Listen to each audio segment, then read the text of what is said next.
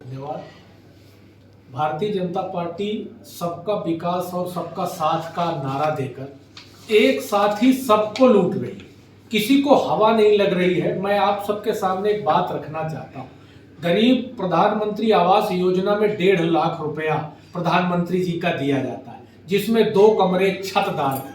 और ठीक उसके विपरीत यात्री प्रतीक्षालय वो 3 लाख रुपए में बनाया जा रहा है, टीने का। आप एवरेज देखिए कि जो चीज टीने से बनाई हुई है, 2 कुर्सियां रख दी, वो 3 लाख रुपए में, और ईंटें, गिट्टी, बालू, छतदार घर 1.5 लाख रुपए में। कैसे असमानता? तो कैसे वो सीधे हितग्राही के खाते में जाता है, इसलिए 1.5 लाख, और ये किसी एजेंसी के माध्यम से जाता है, इसलिए वो पैसा खाया जाता है। दूसरी बात टैंकर का आप कहीं भी जाइए, टीने की कीमत लगाइए, ये किसी विभाग को थोक के रूप में दे देते हैं, और वो विभाग किसी भी निजी कंपनी को उठा के दे देता है। तो टैंकर 1 लाख, 1.25 लाख में बनता है, उसको 2.5 लाख रुपए में ये बना रहे हैं। और एक बात जो आपने सांसद जी की कही, मैं सांसद जी के माध्यम से कहना चाहता हूं कि सांसद जी जिस तरह से आडंबर करते हैं कि मैं सबका बाथरूम साफ करूंगा, कभी बाथरूम धोने लगेंगे, कभी किसी के मोची के पास बैठ जाएंगे, आप करिए, ये देश गरीबों का देश है। लेकिन आप इसके लिए व्यवस्था क्या कर रहे हैं? यदि आप विद्यालय के लिए दें, सरकारी विद्यालय में जहां गरीब का बच्चा पढ़ता है, मध्याह्न भोजन के लिए पैसे दे, नहीं, आप देंगे सरस्वती विद्यालय के लिए। क्यों? क्योंकि इनकी जो शाखा है आरएसएस चलाती है सरस्वती। हमारा सरस्वती विद्यालय से विरोध नहीं, लेकिन हमारा ये, यदि आप गरीब के बच्चे को न्याय देना चाहते हैं, गरीब के बच्चे को शिक्षा देना चाहते हैं, तो आप सरकारी स्कूल में मध्याह्न भोजन की व्यवस्था करिए, सरकारी स्कूल का भवन निर्माण करिए। आप रीवा के चाक घाट, त्योथर, सिमरिया, तमाम ऐसी सरस्वती विद्यालयों को आप पैसा दे रहे हैं। क्या ये लाजमी है? क्या एक जनता का चुना हुआ सांसद किसी निजी संस्था को पैसा देकर और गरीब के न्याय की, गरीब के शिक्षा का हिस्सा नहीं खा रहा? आप सांसद जी को देखिए, और सांसद जी और पूरी भारतीय जनता पार्टी एक कहती कि कांग्रेस पार्टी जो है वो परिवारवाद करती। मैं सांसद जी को याद दिलाना चाहता हूं कि परिवारवाद सबसे ज्यादा आप में। आप चाहे यात्री प्रतीक्षालय बनावे, चाहे रोड, नाली, या जिस चीज का आप दें ठेका, वो सिर्फ एक ही लड़का है उनका, क्या नंबर है?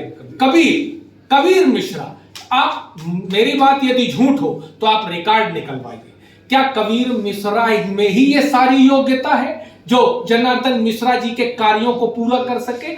ये जो रीवा जिला है, इसमें 17 लाख वोटर है। 17 लाख में आप किसी भी गांव से उठाइए और गरीब से को रोजगार दीजिए। कल जिलाध्यक्ष भारतीय जनता पार्टी ने एक बयान दिया कि माल और होटलों में नौकरी मिल रही। मैं आपके माध्यम से एक बात कहना चाहता हूं कि भारतीय जनता पार्टी की विचारधारा है कि किस तरह से होटलों और माल में, क्या जो लड़का बी करके, MBBS करके, आप उनको माल में, होटल में बर्तन मजवाएंगे, वेटर की नौकरी देंगे? इसीलिए आपने कहा था सबका विकास और सबका साथ। मैं आप सबके माध्यम से कहना चाहता हूं कि भारतीय जनता पार्टी ने जो अपने वादे किए थे, ना 2 करोड़ रोजगार, ना 15 लाख रुपया, ना ये नोटबंदी का गुण गा रहे थे कि मैं नोटबंदी से 1 लाभ, अगर भारतीय जनता पार्टी का एक सांसद प्रधानमंत्री से लेकर पूरे पार्टी के लोग बता दें कि नोटबंदी से लाभ क्या हो, देश में गरीबी आई, भुखमरी आई, अर्थव्यवस्था चूर चूर हो गई,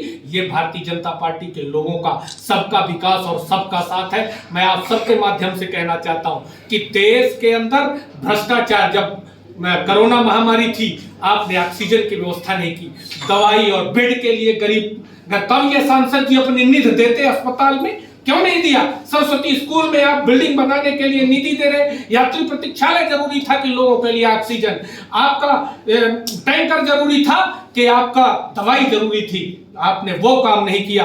आपने काम वो किए जिसमें आपके बेटे को रोजगार मिले, आपने काम वो किया जिसमें आपका जेब भरे, आपने काम वो किया जिसमें आपको कमीशन मिले। मैं साफ कहना चाहता हूं, मेरा आरोप है कि जनार्दन मिश्रा जी ने अपनी निधि और इनके द्वारा जो काम कराए, अनुशंसा में भी जो काम हुए होंगे। पूरे रीवा जिले के अंदर भ्रष्टाचार युक्त कार्य हुए हैं। इनके द्वारा जो कार्य किए गए हैं वो कमीशन से युक्त किए गए हैं। और मैं एक बात और कहना चाहता हूं कि जो भारतीय जनता पार्टी और जनार्दन मिश्रा, पूरी भारतीय जनता पार्टी आप उठा के देख लीजिए, रोजगार के अवसर के लिए कोई उपाय नहीं, गरीब के शिक्षा के लिए कोई उपाय नहीं। आप देखिए 56,000 स्कूल मध्य प्रदेश के अंदर बंद कर दिए गए। कहां है ये न्याय? कहां आप शिक्षा दे रहे हैं? आप देखिए इस मेडिकल कॉलेज की मान्यता चली गई। और मैं तो कहना चाहता हूं, हमें खुशी हुई थी भारतीय जनता पार्टी की जब सरकार आई कि डिप्टी सीएम स्वास्थ्य मंत्री रीवा जिले के होंगे, लेकिन जैसे ही ये स्वास्थ्य मंत्री हुए, इनके यहाँ जो कॉलेज है उसकी मान्यता खत्म हो गई। क्या है ये? क्या है?